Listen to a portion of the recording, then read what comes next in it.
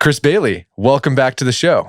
Brad McKay, thank you so much for having me back. So we had you on, I think might have been a few years ago.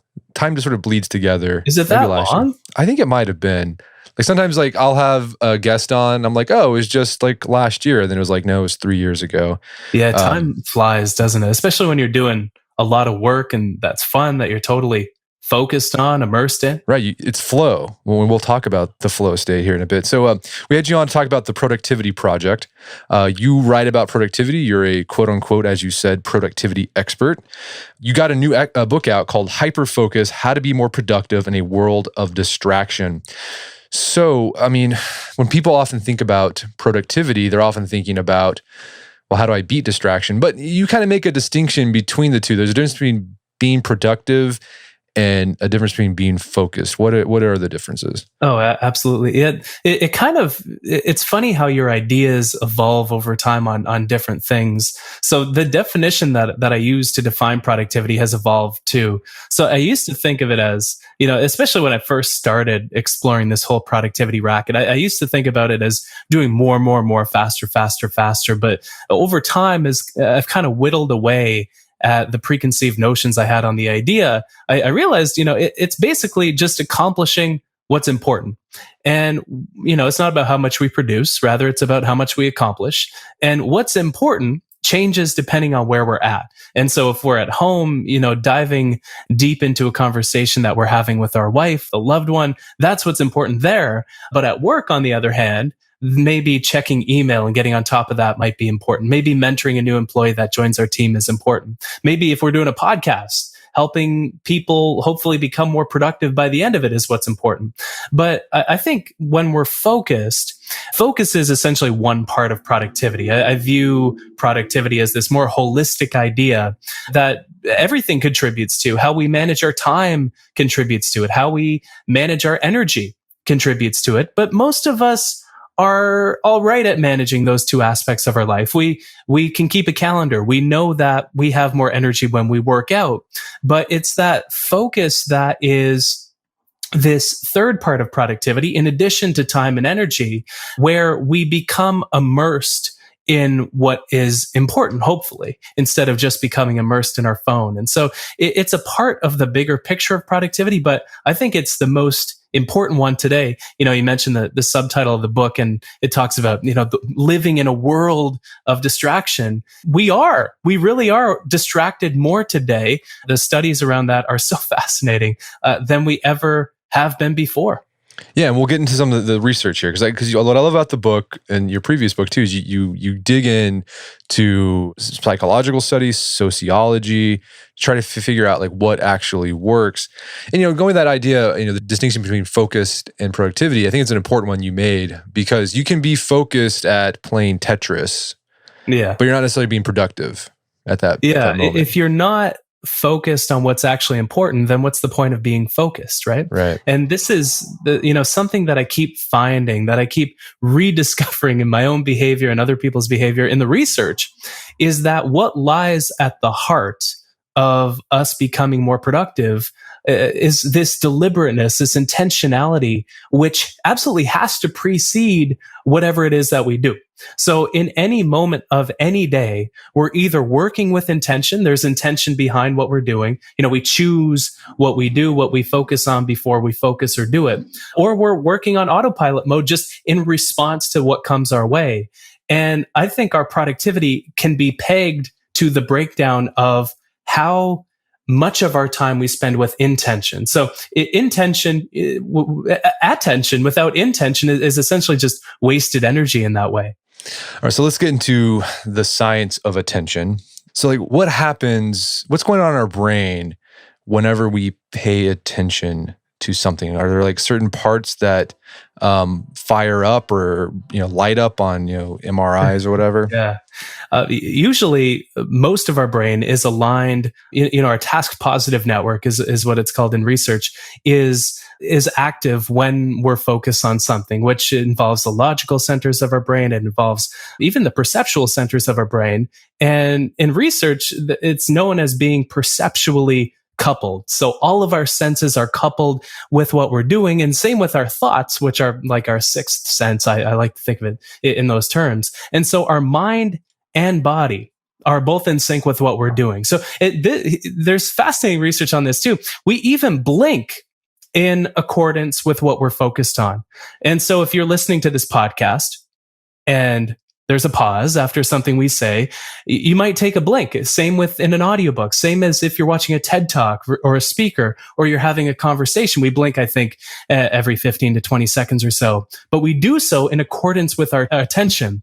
And so it's this fascinating idea where we're essentially immersed in something. And I think one of the things you highlight in the book is that, we have this idea that we can multitask, and there's certain things we can multitask, but for the most part, we can only attend to one thing at a time, really. And it's not like we're doing both at the same time. We're switching our attention between all these different things really fast. Yeah, and this is, I think, a lot of people mention multitasking, but without really working from the same definition. So what we say, what we refer to when we're saying multitasking is really, like you said, just task switching, moving our attentional spotlight from one thing to another. And so when we do this, things take about 50% longer. It takes us that much longer to read a passage, to finish a task. But multitasking is when we try to pay attention to things concurrently, which there are also a lot of misconceptions out there about. So, how can we do that? How can we multitask? Is it possible to multitask? Because I've read different things like, it is possible. Like, oh no, it is impossible to multitask. Is it possible? It is, but we can't do it very well. So we can't actively focus on more than one thing at one time. But there are some things that we can do that don't take any focus. And so maybe you're deep in a conversation with somebody as you're walking down the street, and you're focused completely on that conversation. You're totally immersed in it, the state of total immersion that I like to call hyperfocus. And you're really not thinking about the walking that you're doing. You're really not thinking about the hand gestures, the gesticulation that you're doing. You're really not thinking about maybe the gum that you're chewing. We can do a lot of things out of habit. And when we do something out of habit, it doesn't occupy our working memory, our essentially just our very short-term memory, like the tasks that we do. But where we run into trouble and where our attention begins to become overwhelmed is when we try to focus on more than one complex thing at one time. And so because we only have so much attention to give to the world around us in one moment, I believe we have about 40 bits that we can tend to in any one moment, but yet there are so many things that we can focus on in our environment.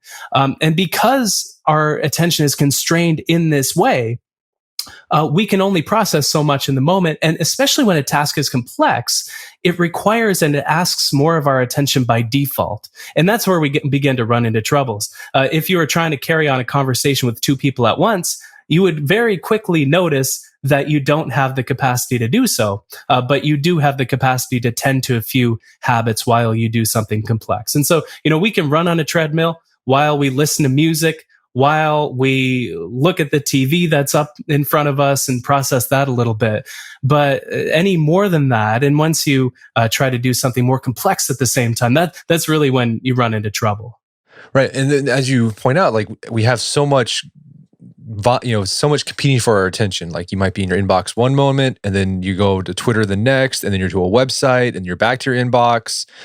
And all that switching, talk about how it leaves attentional residue, right? So let's say you're working on a report, and you go over to your inbox really quick because you got a notification, you check it, and then you go back. You talk about how there's still a bit of attention lingering on that inbox. So it takes a while for us to get back into focus on the report that we're writing. Exactly. And this is, I think, the biggest costs of constantly switching between things is if we could totally switch from one thing to the next without any fragments of the previous task occupying this working memory that we have. I like to call this working memory capacity our attentional space in the book. But there are fragments of the previous thing. So if you finish up a call that's very heated with somebody, or you're in this argument, and then you try to answer email, you're going to be less efficient at doing that. Certain things help you become a better custodian of this attentional space. The meditation is a very good example of one where it's been shown to lead us to have less attentional residue as we switch from one thing to another. But there are always these fragments, which is, not only do we have to shift from one context to another when we switch from one task to another, but we also are not able to bring our full attention to it at the start. One of the most fascinating studies that I had the chance to uncover was that when we're doing work in front of a computer, we can only focus, or on average, we only focus on one thing for 40 seconds before we switch to doing something else. So we're, in other words, very productive doing an Excel sheet or writing a report in Word, whatever it might be. But then for seemingly no reason, we go over to checking Instagram on our phone. We check an email notification in the corner of the screen. And so it brings, this technology that we use, it brings with it all this distraction that is really quite costly. Attentional residue is one of the costs, but working with less focus, always having this diluted attention, not being able to remember as much because we process things with a different part of our brain when we multitask. All of these are costs that add up when we don't manage our attention properly. Yeah, and I thought it was one of the big takeaways for me that really opened my eyes surprised me was whenever we are, say, working on a report or an Excel spreadsheet or reading or something, we're focused, we switch over to email, and then we switch back thinking, I can just get right back in the groove because I was already in the groove. It takes like 26 minutes to get back into that focused state. Oh yeah. Again. And it depends on that. There's curious research on that too, where it depends whether you're interrupted by an external source or an internal source. And so we have this attention mechanism in our brain that is drawn to anything that is one of three things. It's drawn to anything that is pleasurable. It's drawn to anything that is threatening, and it's drawn to anything that is novel. And so we even have a novelty bias in our brain where our brain releases more dopamine, which is the one of the pleasure chemicals, whenever we focus on something that's shiny or new and novel, like an email notification or scrolling through a bunch of fitness feeds on Instagram. But when we have this novelty seeking behavior where we seek out something that is novel and pleasurable, we even seek out threats. That's why so many of us are glued to the news. It takes us 29 minutes. More than 26 is the average between the internal distractions and the external distractions, which are roughly even. We distract ourselves as much as we're distracted from other people. It's actually about a 50-50 split. But when we're distracted by something we do, it takes us 29 minutes to get back on track. And before we resume doing that task, we tend to, I believe it's 2.26 other tasks before resuming. So we don't just tend to one thing and then go back to that, Excel sheet or whatever it is that we were doing before. We work on two other things before resuming that task if we're interrupted by somebody external to us. And so notification that comes in, whatever it might be, coworker stopping by our office to ask how our weekend was. It takes us 23 minutes to get back on track after that point. And so we fare a bit better, but still the costs are pretty great. And if you don't believe that 29-minute figure, I had my doubts at first, but so I started to try to observe this in my own behavior, in my own life, before figuring out what I could do about it and in the lives of other people. And, I saw this when I woke up in the morning. I'd wake up and my phone would wake me up. And so I would bounce over to Instagram because I got 2 notifications overnight. I found that I got 2 emails overnight. And so I tended to those. I bounced around between kind of a loop of five or six apps. And before I knew it, 26 minutes had gone by. And so we can observe this pattern in our own behavior. Not only does it take a long time to get back on track when we're distracted or interrupted completely, but we shift around our attention quite a bit every 40 seconds. And so all of these figures aren't too compelling. The statistics are never too motivating, but I think when you take all of this stuff together, we are in a state of divided attention when we work. Every 40 seconds we switch, and we don't really have purpose. We don't have that intention behind what we're doing because we're drawn to anything that's novel, that's pleasurable, that's threatening. And so we really have to get ahead of ourselves in this way. To that point where, our attention's divided. It takes a long time for us to get refocused after we, distract ourselves or we are distracted. We might think we're getting a lot done by doing all this task switching, but all that, it slows you down. It actually makes you less, you actually get less done. You might think you're getting a lot done, but you're actually getting less done because you're not in that focused state anymore. And that's the thing with our attention is we look at how busy we are as a proxy for how productive we are, because when we do knowledge work for a living and we do brain work, it's impossible to measure. Many of us, most of us don't work on an assembly line anymore where we can measure our output in widgets every day. So we made 20 widgets today instead of 10 widgets yesterday. So we are twice as productive. And so we look at how busy we are as a proxy for how productive we are. And so the more emails we answer, the busier we think we are, the more productive we think we are, the more tweets we respond to and read, the more times we refresh CNN or the New York Times. The busier we are, the more productive we think we are. But really, so often the opposite is the case. And that's kind of the state of our attention too, is we've never been so busy, but have accomplished so little, to tie it back to that original definition of productivity, accomplishing what's important. That's how we should use our attention. So, we live in a distracted world because we have all this stuff, smartphones, a computer in our pocket at any moment where anybody can reach us, or we can, if we're curious about something, we can find it. So, have these devices shrunk? So you talk about we have this attentional space. Yeah. Has this stuff shrunk our attentional space because we don't use our attention as much, or we do a poor job of using it? Yeah, absolutely. We have less attention to give to the world around us. And the more deliberately we learn to manage our attention, the amount, this is the curious thing. There's a lot of brain training apps out there, but research shows that they don't really work. Over time, once you stop doing them, you kind of lose all the gains that you made on them. But you can actually grow the amount of attention you have to give to the world around you. And so you can grow your working memory capacity, this attentional space. And so you're able to dive deeper into more complex ideas in the moment. The more distracted you are, the less you're able to delve deep into what's actually complex on a daily basis. And one proven way of doing that is meditation. Meditation is a brain training technique where you train your ability to give focus to what's in front of you in the present moment, as opposed to wherever your attention wants to go, to whatever is novel, pleasurable, or threatening. And so it totally is possible to not only make your attention bigger and not only be able to take on things that are more complex, but it's possible that your attention can almost wither over time. It decreases as your energy levels falter, for example. It decreases the more distracted you are and with your distractibility level. And so it really does orbit around these different ideas. There is one kind of thing that I mentioned in the book, and it's the quality of our attention. The research kind of points to three measures that we can use to measure our progress with how focused we're able to become in the moment. The first is how long we can focus on one thing for.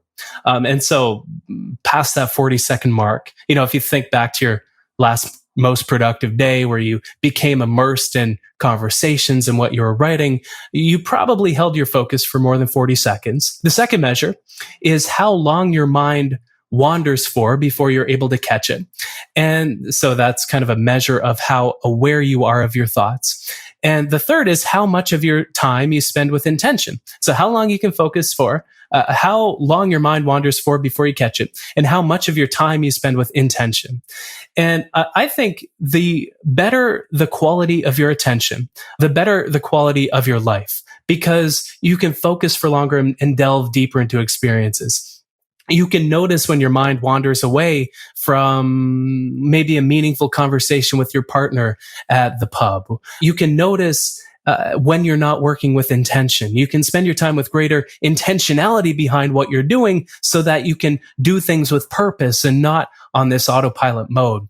And the more distracted we are, the lower the quality of our attention and the lower the quality of our life. Because really, when you look at a life, it's an accumulation of moments. And if each moment of your life you're distracted, you're going to be living a distracted life and maybe burn through years of time, not really accomplishing or anything productive or meaningful. Yeah, I think that was a big that got takeaway. A bit dark, but but it's true. Like, I mean, what you're saying is our existence is what we pay attention to.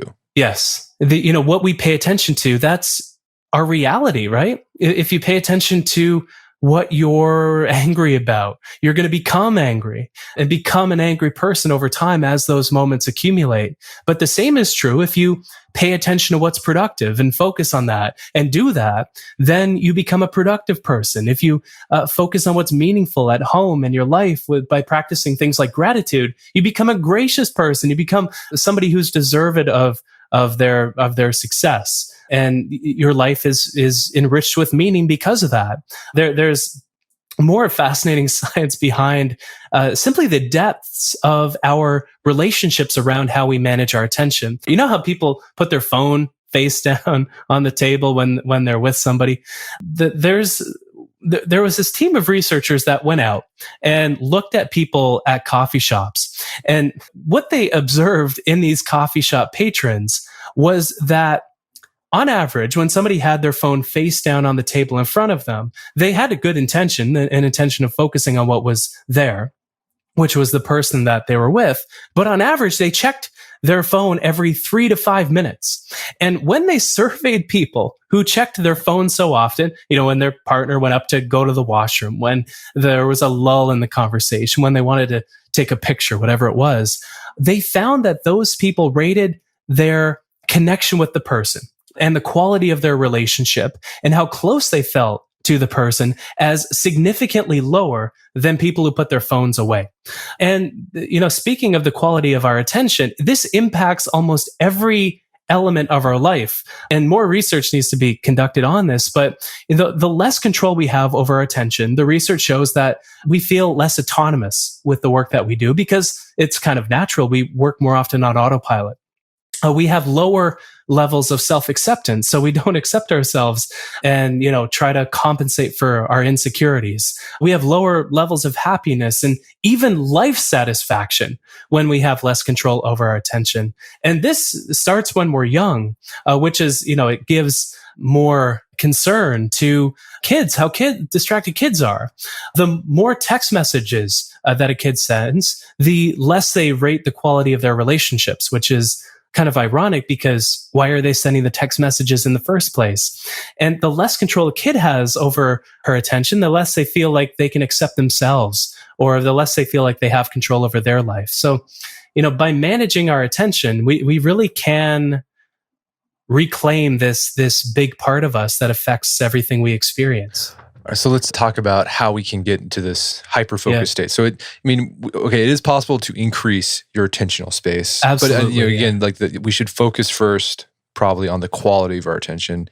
And that you've mentioned this throughout our conversation so far, but the first step is just being intentional about your attention, like knowing what you're going to pay attention to. Yeah, exactly. And, essentially there's the 4 steps. There's choosing an object of focus. That's number 1. Number 2 is taming the distractions around us. Number 3 is simply focusing because we've cleared all the brush out of the way and taming the distractions.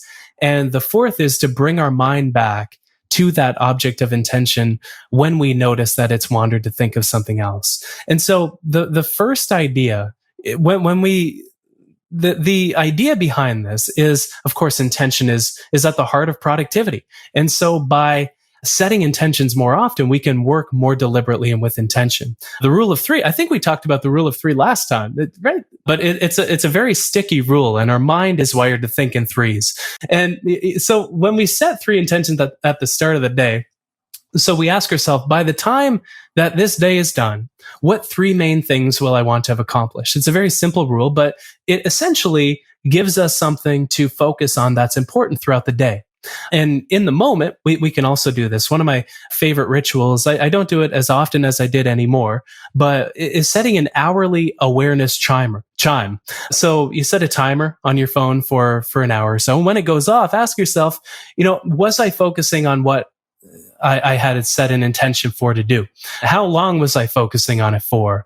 Was my mind wandering? So you can kind of check up on the quality of your attention at that point.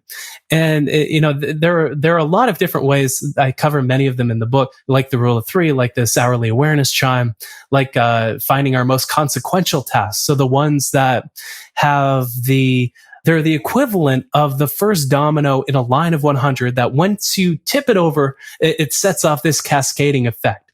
So things like mentoring a new employee, for example, is infinitely more productive because it lets you accomplish what's important by making your team more productive and efficient. Whereas something else like just checking email might not have that same effect, even though you're dealing with what's latest and loudest. So that really is the first step. Intention has to precede attention.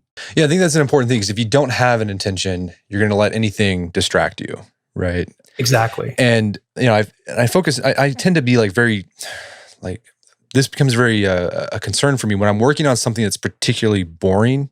Yeah, like super boring, because that's when I know I'm going to be most distracted and most I want to go check whatever. But usually that boring stuff, you said, it's the important thing that will allow me to get more done down the road. So like mentoring the new employee, it's super boring, it's super time consuming, but you want to be super focused on it because it's going to pay dividends down the road. Yeah. And if you look at, this is the odd thing about, this second step, taming distractions. If you look at the most important aspects of your work, they're usually not as fun as checking Facebook or Twitter.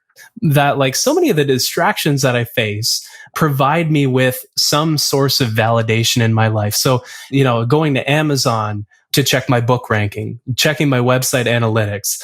But all of these things, they provide us essentially with the three things that our mind is drawn to by default. Either they're pleasurable, or they're threatening, or they're novel.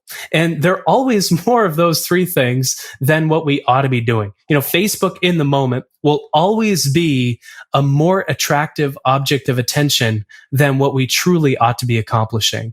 The TV behind our wife or our girlfriend at the pub will always be a more attractive object of attention because it's more novel, it's more pleasurable, it's more threatening than the conversation. Maybe if we're in a fight, though, we might focus on that instead. An email notification that comes in the corner from somebody important, it's always, or not important, even if it's from Amazon announcing what Alexa features came out that week, is always more attractive than the report that's in front of us.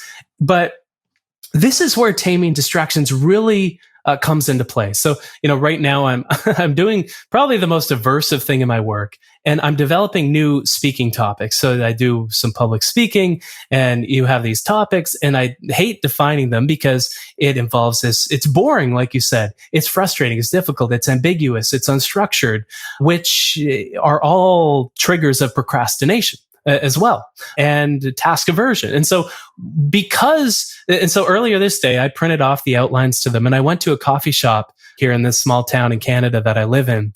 And I got a coffee. I left my phone at home. I left my laptop at home. I left every bit of technology that I have at home, except for my noise canceling headphones. I couldn't connect them to anything, but sometimes people have loud conversations. And I just brought a pen. And so I had no choice but to work on what was important. And this is the key, I think, when it comes to taming distractions, especially with the work that we find the most aversive, which are often our most productive things, is when we eliminate every single potential object of attention that is more attractive in the moment than what we truly want to be doing. In the moment, we want something else. We give ourselves no choice but to focus on what is actually important, on what we intend to accomplish. And so for this reason, taming distractions it's more of a necessary tactic when we're doing something that we find our mind is resisting. But it just makes it so much more valuable because we're able to get into this hyper-focused state where we're totally immersed in what we're doing. We can focus on anything, right? We can focus on anything for 40 seconds, for example. But when we focus on something for longer than that point and become totally immersed in it, hyperfocus in this way is kind of this state that leads to flow, which you mentioned off the top, I think. This, where we're totally immersed in what we're doing. And so I think it's one of the most essential parts of managing our attention is taming the distractions that will derail us in the moment. Yeah, I think I'm a big proponent of, taming your distractions, like getting rid of them completely, doing the Odysseus method, right? Like tying yourself to the mast. So it's not even an option to look at the thing. Because I think oftentimes people are like, well, I'll restrain myself, right? I'll use my self-discipline to not check it. It's like, check Twitter or whatever. It's like, well, just block Twitter. Like, you've talked about different methods you can do to tame distractions. One thing I've done is I've taken off Instagram off of my phone, Twitter. I don't even have email on my phone anymore. So like my phone is just, I can check a few things on the web and take phone calls and text messages, but that's about it. And there's lots of apps. I think you mentioned a few in the book, and we'll link to some on the site where you can block certain websites for certain periods of time. That's something I do. But I find that more useful than trying to just use my grit and self-discipline to not look at those things. Oh yeah, because in the moment we have very little of that. And this is, this is what I found as a, quote unquote productivity expert is, I fell into the same pitfalls, even though I research this stuff for a living, of tending to my smartphone too often, of tending to email too often, of meetings even expanding to fit how much time I have for them. And so taming them ahead of time really is the best way to get out of this state of distraction, because in the moment, we will be attracted by other things. And so we have to get ahead of ourselves. It's just the way our brain is wired, right? And this aided our chances at survival, by the way. So, instead of becoming totally immersed in a fire that we were creating for the tribe we were living in at the time, and neglecting the saber-toothed tiger that was encroaching in on our environment, we noticed the rustling in the trees. And so this distractibility actually aided our chances at survival. We noticed the tiger approaching, and so we survived to see another day. Evolution rewards distraction. And so, we notice ourselves gravitating to the pleasures too. If you ever take a walk through nature, your mind naturally focuses on the berries on a tree instead of on the leaves, because we evolved to look at the pleasure in our environment. When somebody who's beautiful walks by, we notice ourselves paying attention to them. But these days, the nearest tigers are at the zoo, and food is far and plentiful. And so we tend to the distractions, the same evolution that's built into our brain that has aided our chances at survival, compromises our focus and our productivity today. So it really is an impulse. And so if we can regain control over that by taming them ahead of time, we can really get ahead of it. So, okay, tame distractions, get rid of stuff that distracts. And I think this requires, you to do sort of an audit of yourself. Like, what is the most, and there's like websites, there's apps that can help you figure out what you spend most of your time on and then just eliminate those. And you mentioned, okay, stay focused. And one thing you can do is set that chime every hour to make sure that you are still focused on the thing you intended to focus on. How long is it possible to stay in this focused state? Is it something you can do an hour, 2 hours? What does the science say? The science is curious about that. And it shows that the deeper we care about what we're doing, the easier focus becomes, because we kind of deplete our focus whenever we have to exercise control over it. And so if you never have to exercise control over your attention because you care about the work you're doing so much, and it's pleasurable, it's novel, it's threatening, when the challenge of doing it is roughly equal to your skill level, so it's a challenge and it asks more of you, then we can focus on something for quite a long time. So, and sometimes we have no choice. If you're launching a satellite into space, for example, you might use up all of this mental energy because you have to exercise control, especially after the course of a few hours. But it's pleasurable, or it's threatening, it's novel, it's challenging. And so we need fewer breaks when we do it.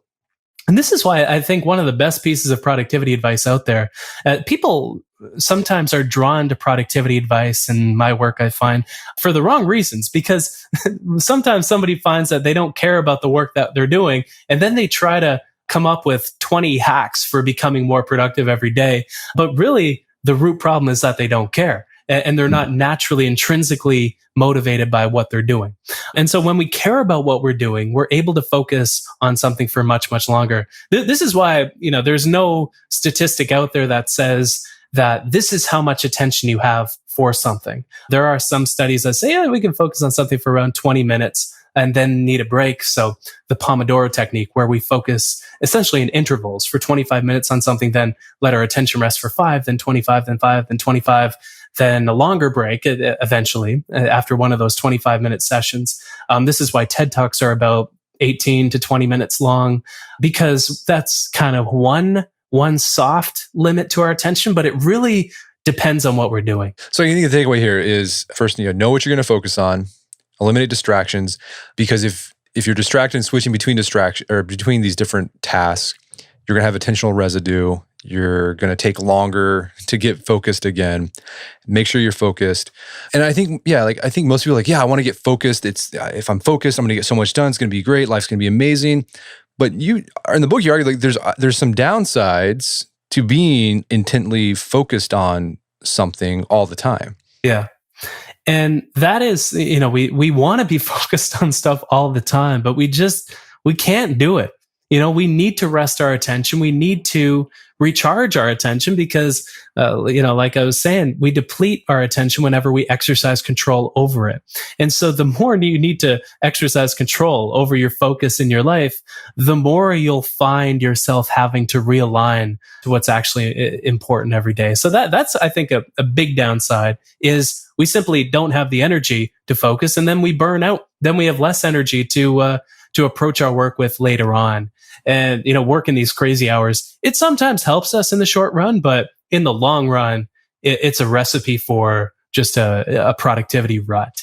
But also, on the flip side, when you're focused, you are you're missing out on the benefits of not being focused. Yes. People don't think about that. And that was like the second half of the book was this, you talk about the benefits of what you call scatter focus. Yeah. So what is scatter focused, and why is it good what are the benefits of sort of letting your mind wander all the time? So there is this mode of our brain, and it's the default mode. And it's whenever we rest our attention, we activate what is called the default mode network.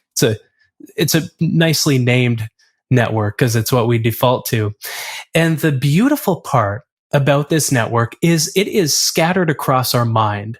And so you probably noticed this, the last time you let your mind be, whether you're taking a shower, whether you were waking up and your phone was in the other room, which is a marvelous thing to do. To just get an old-fashioned alarm clock, have your wristwatch wake you up, whatever it is, get your phone the hell out of your bedroom, because you will activate this resting mode of your mind. And it's scattered across your mind. And as such, the activity we experience whenever we're in this mode is very, very random. You'll find yourself thinking about things the knowledge you accumulated when you were studying yesterday, your past experiences, your fantasies, what you'll do after listening to this podcast. And what I found in the research is not only is this mode random, it helps us kind of rest and recharge, but it also has two other benefits in addition to letting us rest up our attention, because the more we need to regulate our attention, the more we need to rest our attention.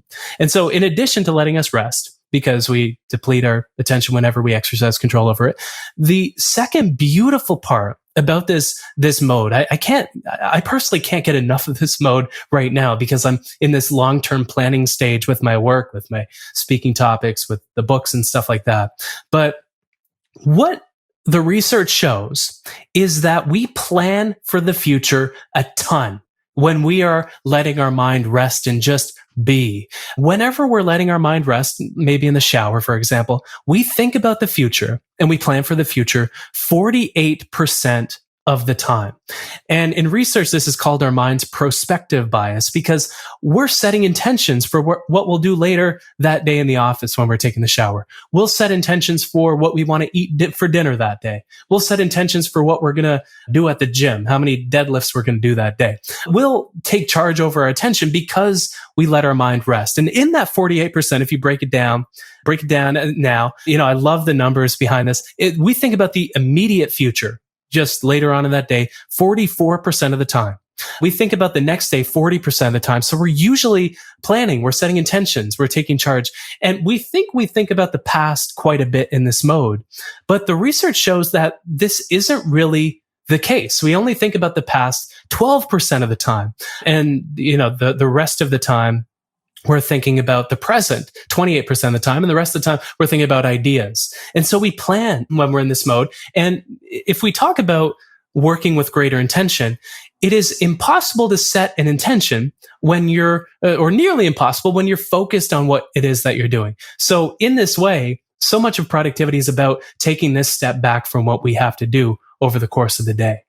And the third idea is that we are able to connect ideas whenever we're in this mode. So we get to rest our attention, we plan, and we connect ideas. So when our mind bounces from the past to the present to the future, we are able to connect all three.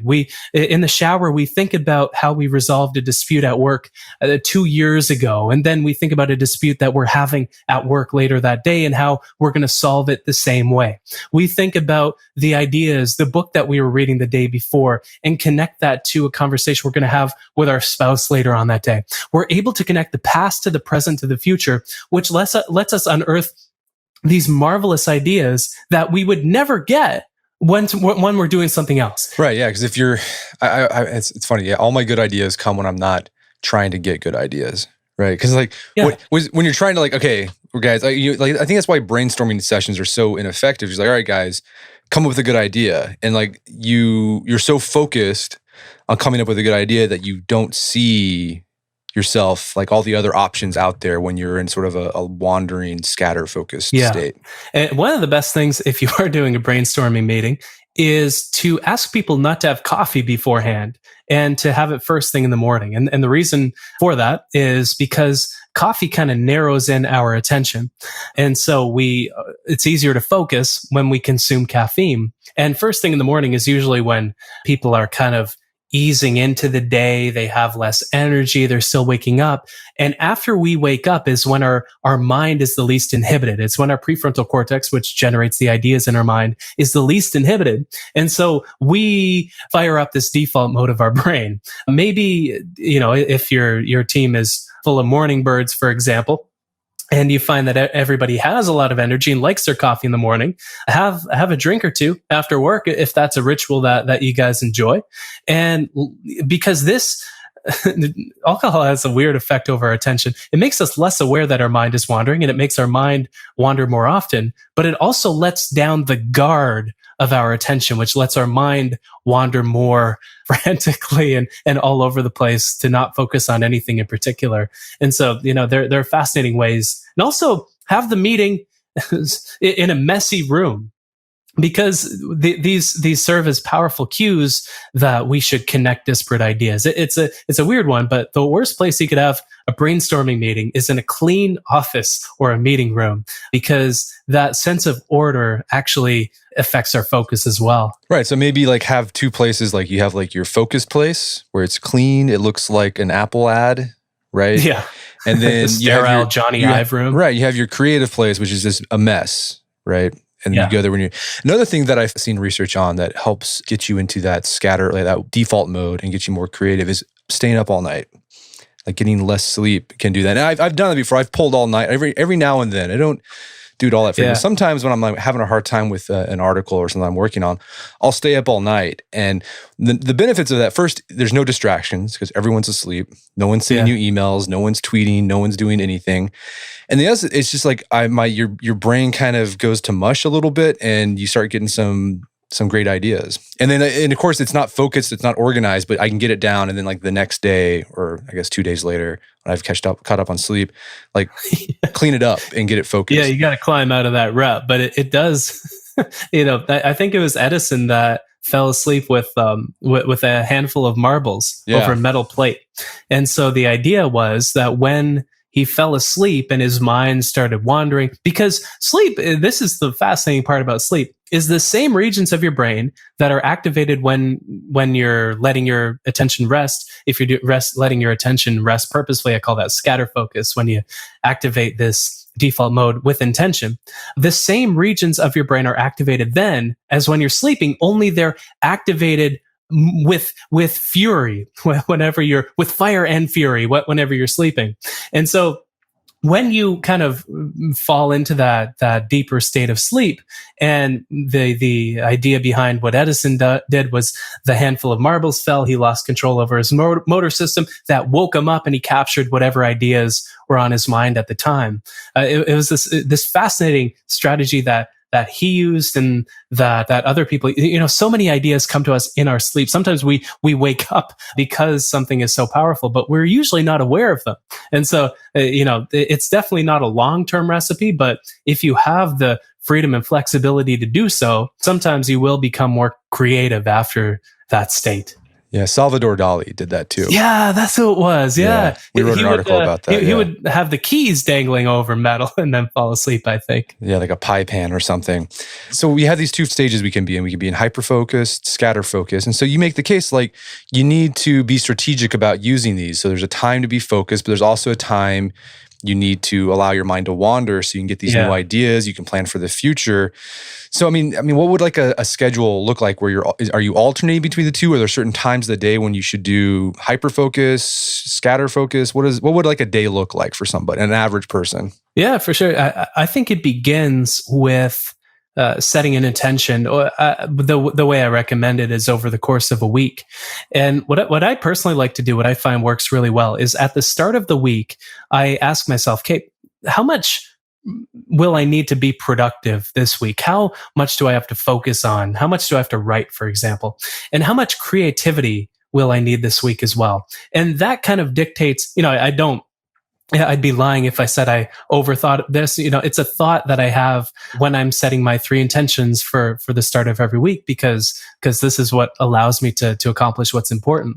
And I probably spend 5 minutes looking at my schedule while I'm setting these intentions and thinking, okay, how much focus will I need this week? How much creativity will I need this week? And depending on that balance, I'll schedule bouts of time for entering into a state of total immersion where I tame the distractions ahead of time, and also finding a few things to do if I need the creativity, which I usually do, because not only do we get the creativity, we also get the planning stage, which helps us work more deliberately. We get the resting stage. And the best tip that I could give that I offer up in the book, and that I'll offer up now for entering into this intentional state of mind wandering, is to do something habitual at the same time that you do it. And so, maybe you can let your mind wander a little bit, which is good for capturing what's on your mind. Or if you're chewing over a specific problem, it's nice to keep a problem center of mind and kind of, chew it over as you go for a walk. But when we do something habitual at the same time that we scatter our attention, so when we take an extra long shower, when we swim laps at the pool without any music in our ears, or maybe a simple bit of music, because when music is simple and it sounds familiar to us, it leads to greater focus. Side note on that, one of the fascinating people, maybe one of the most fascinating people out of the many that I talked to in writing this book, his name is Jerry Martin, and he's composed music that hundreds of millions of people have consumed and bought, but yet nobody knows his name. And it's because he designs video game music. He designed the soundtrack for Sims and SimCity.